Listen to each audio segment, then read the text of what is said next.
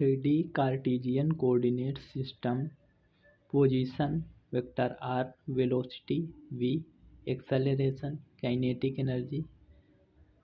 So today we are discussing about how can write position vector in 3D Cartesian coordinate system, velocity, acceleration and kinetic energy.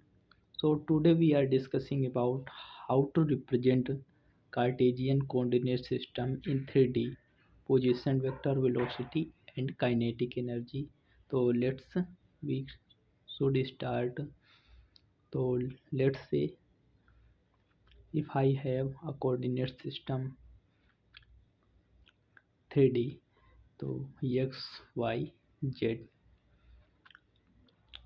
तो यहाँ पे अब हमारे पास कोई point P है, तो इसको हमें डिफाइन करना है, तो हम इसका पोजीशन r से डिफाइन करेंगे। सो अगर हमारे पास इसका यहाँ से ट्राजेक्टरी y यहाँ से z और यहाँ से लेंगे अगर, तो क्या होगा x y एंड z। तो हमारे पास पोजीशन के कोऑर्डिनेट क्या होंगे x y z। तो पोजीशन को हम किस तरीके से लिखें, पोजीशन वेक्टर r बराबर क्या होता है, लिखेंगे x coordinate i cap plus y coordinate j cap plus z coordinate k cap. अब हमें क्या करना है, वेलोसिटी निकालना है। तो पिछले वीडियो में हम डिस्कस कर चुके हैं कि पोजीशन वेक्टर से वेलोसिटी कैसे लिखते हैं।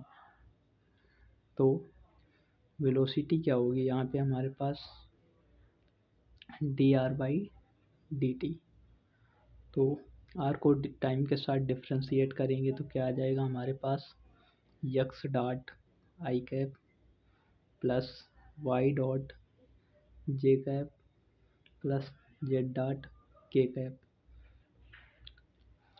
तो वेलोसिटी हमारे पास क्या है x डॉट, तो x डॉट क्या है, वेलोसिटी का x कंपोनेंट है, तो इसको क्या लिखेंगे vx, इसको क्या लिखेंगे vy और ये वेलोसिटी का z कंपोनेंट है तो vz।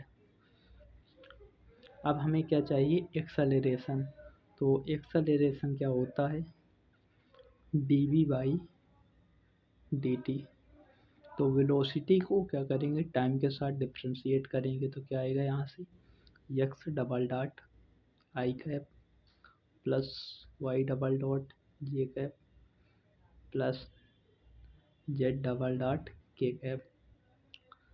तो 3D कार्टेशियन कोऑर्डिनेट सिस्टम में हमारे पास एक्सेलरेशन का एक कंपोनेंट एक्स है, X double dot, Y component क्या है ए वाई डबल डॉट और जेड कंपोनेंट क्या है ए जेड डबल डॉट है। तो हमने वेलोसिटी, एक्सेलरेशन और पोजीशन लिखना 3D कोऑर्डिनेट सिस्टम में समझ लिया है। तो अब हम लोग काइनेटिक एनर्जी की तरफ आगे बढ़ते हैं। तो ध्यान से देखिए, काइनेटिक एनर्जी क्या होती है 1/2 mv²। तो वेलोसिटी को यहाँ पे हम क्या करेंगे, डॉट प्रोडक्ट में लिखेंगे, तो v डॉट v, इसको हम इस तरीके से भी लिख सकते हैं।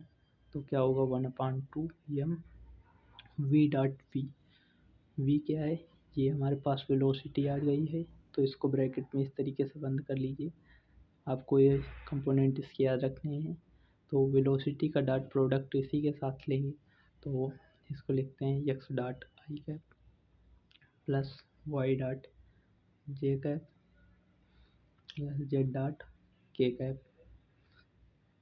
इसके साथ मल्टीप्लाई में क्या आएगा x dot I cap plus y dot J cap plus z dot के कैप।